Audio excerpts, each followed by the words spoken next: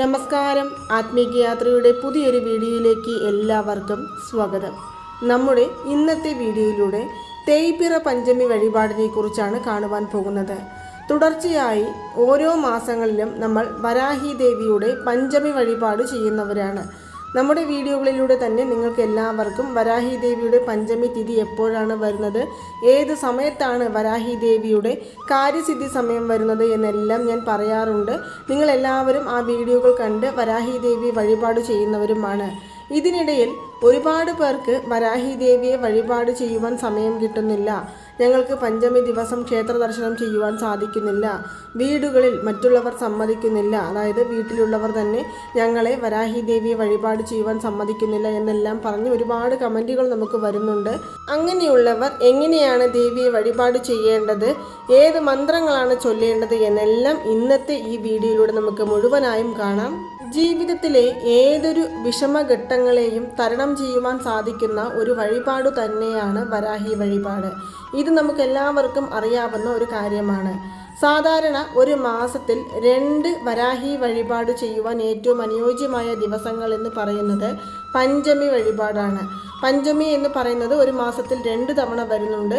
തേയ്പിറ പഞ്ചമി, അതായത് പൗർണമി കഴിഞ്ഞു വരുന്ന 5ാമത്തെ ദിവസത്തെ തേയ്പിറ പഞ്ചമി എന്നും, കറുത്ത വാവ് അതല്ലെങ്കിൽ അമാവാസ കഴിഞ്ഞു വരുന്ന 5ാമത്തെ ദിവസത്തെ വളർപ്പിറ പഞ്ചമി എന്നും പറയും. നമ്മുടെ കഷ്ടങ്ങളെല്ലാം തേഞ്ഞു മാഞ്ഞ് ഇല്ലാതായി പോകുവാൻ നമ്മൾ ചെയ്യേണ്ട വഴിപാടാണ് തേയ്പിറ പഞ്ചമി വരാഹി ദേവി വഴിപാട് എന്ന് പറയുന്നത്. നമ്മുടെ വീടുകളിലെ തൊട്ടടുത്തെല്ലാം തന്നെ വരാഹി ക്ഷേത്രങ്ങൾ ഉണ്ടാകണമെന്നില്ല. അതിനാൽ തന്നെ വീടുകളിൽ തന്നെ വരാഹി ദേവിയുടെ ഈ വഴിപാടുകൾ ചെയ്യാമെന്ന് ഞാൻ പറഞ്ഞിരുന്നു. വരാഹി അമ്മയുടെ വഴിപാട് ചെയ്യുവാനായി നമുക്ക് പടമോ വിഗ്രഹങ്ങളോ വേണമെന്ന് യാതൊരു നിർബന്ധവുമില്ല. മറിച്ച് ഒരു മൺവിളക്കുണ്ടെങ്കിൽ നമ്മുടെ ഏതു വലിയ പ്രാർത്ഥനകളെയും വരാഹി ദേവി തീർച്ചയായും നിറവേറ്റി തരുന്നതായിരിക്കും. നമ്മൾ വിശ്വാസത്തോടുകൂടിയും സ്നേഹത്തോടുകൂടിയും ഭക്തിയോടുകൂടിയും വരാഹി ദേവിയെ വഴിപാട് ചെയ്യുമ്പോൾ നമ്മുടെ പ്രാർത്ഥനകൾ കണ്ടില്ലെന്ന് നടിക്കുവാൻ വരാഹി ദേവിക്ക് സാധിക്കില്ല. അതിനാലാണ് ഞാൻ പറയുന്നത്, നിങ്ങൾ വിശ്വാസത്തോടുകൂടി ഒരു മൺവിളക്ക് തെളിയിച്ച് വരാഹി ദേവിയുടെ മുൻപിൽ മനമുരുകി പ്രാർത്ഥിച്ചു നോക്കൂ. ഉറപ്പായും നിങ്ങൾ പ്രാർത്ഥിച്ച ഏതൊരു പ്രാർത്ഥനയാണെങ്കിലും അത് ഉടനടി നടന്നു കിട്ടുന്നതായിരിക്കും. ഇനി ഞാൻ പറയുന്ന വഴിപാടുകളൊന്നും ചെയ്യാൻ സാധിക്കാത്തവരും നമ്മുടെ ഇടയിൽ തന്നെ ഉണ്ടാകും. പക്ഷേ വരാഹി ദേവി വഴിപാട് ചെയ്യാൻ താല്പര്യപ്പെടുന്നവരായിരിക്കും അവർ. അങ്ങനെയുള്ളവർ നമ്മുടെ മനസ്സാകുന്ന ക്ഷേത്രത്തിൽ വരാഹി ദേവിയെ വിചാരിച്ചുകൊണ്ട് നമുക്ക് വരാഹി ദേവിയുടെ ഓരോ നാമങ്ങളോ അല്ലെങ്കിൽ മന്ത്രജപങ്ങളോ, നിങ്ങൾക്ക് എന്താണോ വരാഹി ദേവിയുടെ മന്ത്രങ്ങൾ അറിയുന്നത് അത് ചൊല്ലാവുന്നതാണ്. ഇനി ജൂൺ മാസത്തിലെ തേയ്പിറ പഞ്ചമി വഴിപാട് എപ്പോഴാണ് ചെയ്യേണ്ടത് എന്ന് കാണാം. 26-ാം തീയതി ബുധനാഴ്ച ദിവസമാണ് ഇപ്രാവശ്യത്തെ പഞ്ചമി തിഥി വരുന്നത്. അന്ന് വൈകുന്നേരം രാത്രി 6 മണി മുതൽക്ക് 10 മണി വരെയുള്ള ഏത് സമയങ്ങൾ വേണമെങ്കിലും നമുക്ക് വരാഹി ദേവിയെ വഴിപാട് ചെയ്യാവുന്നതാണ്. അപ്പോൾ ഇതിനിടയിൽ നമ്മൾ ആഗ്രഹിച്ച കാര്യങ്ങൾ നിറവേറ്റി തരുവാനായി സിദ്ധന്മാർ ഉപയോഗിക്കുന്ന കാര്യസിദ്ധി സമയം എന്ന് പറയുന്ന ആ ഒരു നേരം എപ്പോഴാണ് വരുന്നത് എന്ന് കാണാം. ബുധനാഴ്ച ബുധൻ ഹോര വരുന്ന രാത്രി 8 മണി മുതൽക്ക് 9 മണി വരെയുള്ള ഇതേ സമയത്ത് തന്നെയാണ് വരാഹി ദേവിയുടെ പഞ്ചമി കാര്യസിദ്ധി സമയം വരുന്നത്.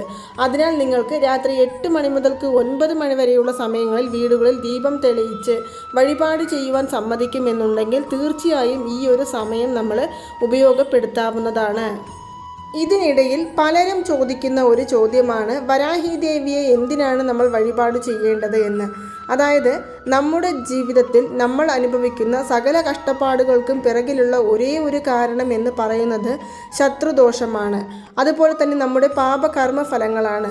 ഈ കർമ്മഫലങ്ങളെയും ശത്രുദോഷങ്ങളെയും ഇല്ലായ്മ ചെയ്യുവാൻ വരാഹി ദേവിക്ക് മാത്രമേ സാധിക്കുകയുള്ളൂ.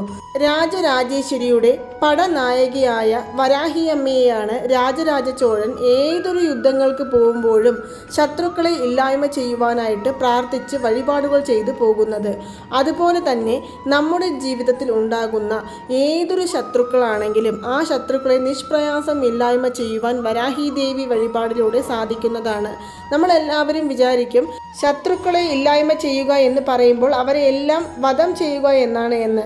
അങ്ങനെയല്ല, നമ്മുടെ ജീവിതത്തിലെ ശത്രുക്കളെ നമ്മുടെ സുഹൃത്തുക്കളായി മാറ്റാൻ സാധിക്കുക എന്ന് തന്നെയാണ് ഈ ശത്രുക്കളെ ഇല്ലായ്മ ചെയ്യുക എന്നുള്ള വാക്കുകൊണ്ട് അർത്ഥമാക്കുന്നത്.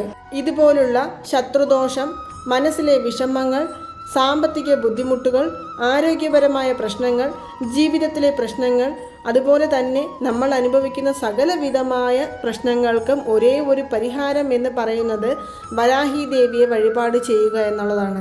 മനസ്സിൽ എത്ര വലിയ വിഷമങ്ങൾ ഉണ്ടെങ്കിലും ഒരു നിമിഷം കണ്ണുകളടച്ച് വരാഹി ദേവിയെ മനസ്സിൽ പ്രാർത്ഥിച്ചുകൊണ്ട്, അമ്മേ, എനിക്ക് അങ്ങല്ലാതെ വേറെ ആരാണ് തുണ? എൻ്റെ ജീവിതത്തിലെ എല്ലാവിധ കഷ്ടപ്പാടുകളും, ഞാൻ ഇത്രകാലം അനുഭവിച്ച ദുഃഖങ്ങളും ദുരിതങ്ങളുമെല്ലാം എന്നാണ് എൻ്റെ ജീവിതത്തിൽ നിന്ന് മാഞ്ഞു പോകുന്നത്? എനിക്ക് അമ്മയല്ലാതെ വേറെ ആരുമില്ല. അമ്മ തന്നെ എൻ്റെ കൂടെ നിന്ന് എന്നെ സഹായിക്കണം. എനിക്ക് എപ്പോഴും അമ്മ തന്നെ തുണയായി നിൽക്കണം എന്നുള്ള ആ ഒരു മനസ്സിലെ വാക്ക് നമ്മൾ പറയുകയാണ് എന്നുണ്ടെങ്കിൽ ഉറപ്പായും വരാഹി ദേവിയുടെ അനുഗ്രഹത്താൽ നമ്മുടെ ജീവിതത്തിലെ സകലവിധ കഷ്ടപ്പാടുകളും ഇല്ലാതെ പോകുന്നതായിരിക്കും. അതുപോലെ തന്നെ വരാഹി ദേവിയുടെ അതിശക്തമായ വജ്രകോശായ നമഃ എന്നുള്ള ആ ഒരു മന്ത്രം നമ്മുടെ ജീവിതത്തിൽ നമ്മൾ എപ്പോഴെല്ലാം ഉപയോഗിക്കുന്നുവോ അപ്പോഴെല്ലാം വരാഹി ദേവിയുടെ അനുഗ്രഹം നമ്മുടെ ജീവിതത്തിൽ ഉണ്ടാകുന്നതായിരിക്കും. വജ്രകോശം എന്ന് പറയുമ്പോൾ, വജ്രം എന്ന് പറയുമ്പോൾ തന്നെ നമുക്കറിയാം, സിംഹവാഹിനിയായ ദേവി നമ്മുടെ കഷ്ടപ്പാടുകളെല്ലാം ഇല്ലായ്മ ചെയ്യുവാനായിട്ട് സിംഹത്തിൻ്റെ മുകളിൽ ഇരുന്നു കൊണ്ട് പാഞ്ഞു വരുന്നത് നമുക്ക് അനുഭവിച്ചറിയുവാൻ സാധിക്കും. അത്രയും ശക്തിയാർന്ന ഈ ദേവിയെ നമ്മൾ വഴിപാട് ചെയ്യുന്നത് നമ്മുടെ ജീവിതത്തിൽ നന്മകൾ മാത്രമേ കൊണ്ടുതരികയുള്ളൂ. നമ്മൾ പ്രാർത്ഥിക്കുന്നതെല്ലാം നമ്മുടെ നന്മയ്ക്കായിട്ടാണ്. മറ്റുള്ളവരുടെ നാശത്തിനായോ ദോഷത്തിനായോ അതുപോലെ തന്നെ ന്യായമല്ലാത്ത ഒരു കാര്യങ്ങളും വരാഹി ദേവിയുടെ മുൻപിൽ നമ്മൾ പ്രാർത്ഥിക്കരുത്. ഈ ഒരു കാര്യം മാത്രമേ നമ്മൾ വരാഹി ദേവിയെ വഴിപാട് ചെയ്യുമ്പോൾ ശ്രദ്ധിക്കേണ്ട കാര്യങ്ങളുള്ളൂ. നമ്മുടെ ജീവിതത്തിൽ നമ്മുടെ ജീവിതം നന്നാകണം, നമ്മുടെ ജീവിതം മേലും മേലും ഉയർച്ചയ്ക്ക് വരണം എന്നുള്ള ആ ഒരു ആഗ്രഹം മാത്രമാണ് നമ്മൾ ദേവിയുടെ മുൻപിലേക്ക് സമർപ്പിച്ച് പ്രാർത്ഥിക്കേണ്ടത്. മാത്രമല്ല, നിങ്ങൾ എത്രമാത്രം വരാഹി ദേവിയെ സ്നേഹിക്കുന്നുവോ, നിങ്ങൾ എത്രമാത്രം വരാഹി ദേവിയെ വിശ്വസിക്കുന്നുവോ, നിങ്ങൾ എത്രമാത്രം ഭക്തിയോടുകൂടി ദേവിയെ വഴിപാടുകൾ ചെയ്യുന്നുവോ അത്രയും മനസ്സിളകി തൻ്റെ മകളെ ചേർത്ത് പിടിക്കുവാനായി വരാഹി ദേവി ഓടിയെത്തും എന്നാണ് പറയുന്നത്. ഇത്രയും ഞാൻ പറഞ്ഞത് പഞ്ചമി വഴിപാട് ചെയ്യണോ വേണ്ടയോ എന്ന് ഒന്നിൽ കൂടുതൽ തവണ ചിന്തിക്കുന്നവർക്ക് വേണ്ടിയുള്ള കാര്യമാണ്. ഇനി എങ്ങനെയാണ് നമ്മൾ ഈ വരുന്ന ബുധനാഴ്ച പഞ്ചമി ദേവിയെ വഴിപാട് ചെയ്യേണ്ടത് എന്ന് കാണാം. പഞ്ചമി നായകിയായ വരാഹി ദേവിയുടെ പടമോ വിഗ്രഹമോ നമ്മുടെ വീടുകളിൽ ഉണ്ടെങ്കിലും ഇല്ലെങ്കിലും നിങ്ങൾ ഉണ്ടെങ്കിൽ അത് വൃത്തിയാക്കി മഞ്ഞളും കുങ്കുമവും കൊണ്ട് പൊട്ടുതൊട്ട് ഈ വഴിപാടിന് തയ്യാറാക്കി വെക്കാവുന്നതാണ്.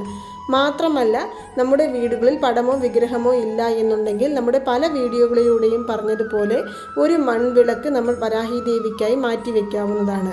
ആ വിളക്കിലും മഞ്ഞളും കുങ്കുമവും കൊണ്ട് പൊട്ടുതൊട്ട് ഒരു ചെറിയ തട്ട്, ആ തട്ടെടുത്ത് അതിൽ നമ്മൾ മഞ്ഞൾ, കുങ്കുമം എന്നിവ കൊണ്ട് 5 പൊട്ടുകൾ തൊടുക.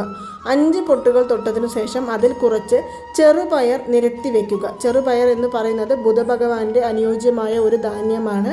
ഇത് നിരത്തി വെച്ചതിനു ശേഷം അതിന് മുകളിലേക്ക് 5 വെറ്റില അതിൻ്റെ നെട്ടി നമുക്ക് മാറ്റിയെടുത്തതിനു ശേഷം 5 വെറ്റിലയിൽ മഞ്ഞളും കുങ്കുമവും കൊണ്ട് നമ്മൾ എങ്ങനെയാണോ വെറ്റില ദീപം തെളിയിക്കുമ്പോൾ തയ്യാറാക്കുന്നത് അതുപോലെ 5 വെറ്റില നമുക്ക് മാറ്റി വെക്കാവുന്നതാണ്. ഈ 5 വെറ്റിലയും നമുക്ക് ഈ ചെറുപയറിന് മുകളിലായി വെച്ചതിനു ശേഷം നിങ്ങൾ വരാഹി ദേവിയായി സങ്കല്പിച്ചു വച്ചിരിക്കുന്ന ആ വിളക്കിൻ്റെ കൂടെ ഒരു 4 മൺവിളക്കുകൾ കൂടെ എടുത്ത് ഈ വെറ്റിലകളുടെ മുകളിൽ വെച്ച് നമുക്ക് അതിൽ നെയ്യൊഴിച്ച് പഞ്ഞുതിരിയിട്ട് ദീപം തെളിയിക്കുവാനായി തയ്യാറാക്കി വെക്കാവുന്നതാണ്.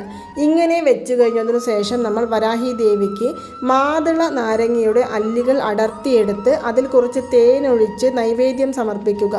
കൂടാതെ തന്നെ ചുവന്ന ചെമ്പരത്തിപ്പൂവോ അതല്ലെങ്കിൽ ഏതെങ്കിലും പുഷ്പങ്ങൾ ചുവന്ന നിറത്തിലുള്ളത് ലഭിക്കുകയാണെങ്കിൽ അതോ കൊണ്ട് നമുക്ക് വരാഹി ദേവിയുടെ ഈ തട്ടിന് ചുറ്റും, വരാഹി ദേവിയുടെ പടമുണ്ടെങ്കിൽ വരാഹി ദേവിയുടെ പടത്തിൽ അലങ്കാരം ചെയ്യാം. പടമോ വിഗ്രഹമോ ഇല്ല എന്നുണ്ടെങ്കിൽ നമ്മൾ വരാഹി ദേവിയായി പ്രാർത്ഥിക്കുന്ന ഈ തട്ടിന് ചുറ്റും അലങ്കാരം ചെയ്യാവുന്നതാണ്. ഇതെല്ലാം തയ്യാറാക്കി കഴിഞ്ഞതിനു ശേഷം നമ്മൾ വരാഹി ദേവിയുടെ ഈ ദീപം തെളിയിക്കുന്നതിന് തൊട്ട് മുന്നേ തന്നെ ഒരു ശുദ്ധമായ തുണി വിരിച്ച് താഴെ വടക്കു ദിശ നോക്കി ഇരുന്നു കൊണ്ട് നമ്മുടെ കഷ്ടപ്പാടുകളെല്ലാം മാറിക്കിട്ടുവാനായി നമ്മുടെ കുലദൈവത്തെയും വിനായക ഭഗവാന്റെയും അനുഗ്രഹത്തോടുകൂടി ഈ 5 ദീപവും തെളിയിച്ച് വെക്കാവുന്നതാണ്. അതിനുശേഷം ഞാൻ ഇവിടെ ചൊല്ലുന്ന ഈ മന്ത്രം നിങ്ങൾക്ക് ജപിക്കാവുന്നതാണ്. മന്ത്രം ഇതാണ്: ഓം ഋണനാശിന്യൈ നമഃ, ഓം ഋണനാശിന്യൈ നമഃ, ഓം ഋണനാശിന്യൈ നമ എന്നുള്ള മന്ത്രം നമുക്ക് 108 തവണ ജപം ചെയ്യാവുന്നതാണ്. 108 തവണ ജപിക്കുമ്പോൾ നമുക്ക് ജപമാലയോ സ്ഫടികമാലയോ തുളസിമാലയോ നമുക്ക് ഈ എണ്ണം കണക്കിലെടുക്കുവാനായിട്ട് എടുക്കാവുന്നതാണ്.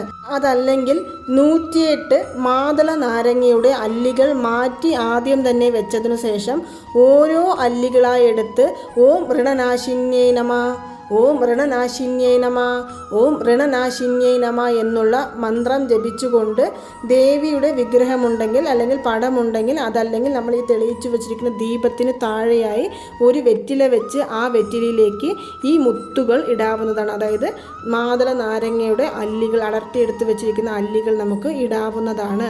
ഋണം എന്ന് പറയുമ്പോൾ നമ്മുടെ ജീവിതത്തിൽ കടങ്ങളെയാണ് ഉദ്ദേശിക്കുന്നത്. കടങ്ങൾ, അതുപോലെ തന്നെ കടം എന്ന് പറയുമ്പോൾ സാമ്പത്തിക ബുദ്ധിമുട്ടുകൾ മാത്രമല്ല ഉൾപ്പെടുന്നത്, നമ്മുടെ ജീവിതത്തിൽ നമ്മൾ അനുഭവിക്കുന്ന എല്ലാ ദുഃഖങ്ങളെയും ഉൾപ്പെടുത്തുന്ന ഒരു വാക്ക് തന്നെയാണ് ഈ കടം എന്ന് പറയുന്നത്. ഈ കടങ്ങൾ, അതായത് ഈ ബുദ്ധിമുട്ടുകൾ, ഏത് തരത്തിലുള്ള ബുദ്ധിമുട്ടുകളാണെങ്കിലും അതെല്ലാം ഇല്ലാതാകുവാനായി നിങ്ങൾ മനസ്സുരുകി തന്നെ വരാഹി ദേവിയെ ഈ ഒരു മന്ത്രം ചൊല്ലി പ്രാർത്ഥിക്കാവുന്നതാണ്. 108 തവണ മന്ത്രം ജപിച്ച് പ്രാർത്ഥിച്ചു കഴിഞ്ഞതിനു ശേഷം നമ്മൾ ദീപധൂപ ആരാധനകൾ, പടമോ വിഗ്രഹമോ ഉണ്ടെങ്കിൽ അതിന് കാണിക്കാം, അതല്ലെങ്കിൽ നമ്മൾ തെളിയിച്ചു വെച്ചിരിക്കുന്ന ഈ ദീപങ്ങൾക്ക് കാണിക്കാവുന്നതാണ്. ഇതിനുശേഷം 1 മണിക്കൂർ അല്ലെങ്കിൽ ഈ എണ്ണ കഴിയുന്നത് വരെയും ഈ ദീപമെല്ലാം തെളിഞ്ഞു കത്തിക്കോട്ടെ. അതിനുശേഷം നമുക്ക് ഈ 5 വിളക്കിനെയും എടുത്ത് മാറ്റിവെക്കാം. പിറ്റേ ദിവസം നമ്മൾ ഇതിൽ വെച്ചിരിക്കുന്ന വെറ്റിലുകൾ അതുപോലെ തന്നെ എടുത്ത് കാൽപ്പെടാത്ത സ്ഥലത്ത് കൊണ്ടുപോയി ഇടാവുന്നതാണ്. കൂടാതെ തന്നെ അതിൽ വെച്ചിരിക്കുന്ന പയറുകൾ നമുക്ക് പക്ഷികൾക്ക് കൊടുക്കാം, അതല്ലെങ്കിൽ ഒഴുകുന്ന വെള്ളത്തിൽ ഒഴുക്കി വിടാവുന്നതാണ്. ജീവിതത്തിലെ എത്ര വലിയ പ്രശ്നങ്ങളാണെങ്കിലും പെട്ടെന്ന് തന്നെ അത് ഇല്ലായ്മ ചെയ്യുവാനും നമ്മുടെ ആഗ്രഹങ്ങൾ പെട്ടെന്ന് തന്നെ ഫലം കാണുവാനായും നമുക്ക് തേയ്പിറ പഞ്ചമി ദിവസത്തിൽ ഈ വഴിപാട് വരാഹി ദേവിയുടെ മുന്നിൽ ചെയ്യാവുന്നതാണ്. അപ്പോൾ നിങ്ങൾക്ക് എല്ലാവർക്കും ഈ വീഡിയോ ഇഷ്ടമായി കാണുമെന്ന് വിശ്വസിക്കുന്നു. ഈ വീഡിയോ ഇഷ്ടമായാൽ മറ്റുള്ളവരിലേക്കും കൂടി എത്തിക്കാൻ ശ്രമിക്കുക. നന്ദി, നമസ്കാരം. ഓം നമോ നാരായണായ നമ. ഓം നമോ വെങ്കിടേശായ നമ.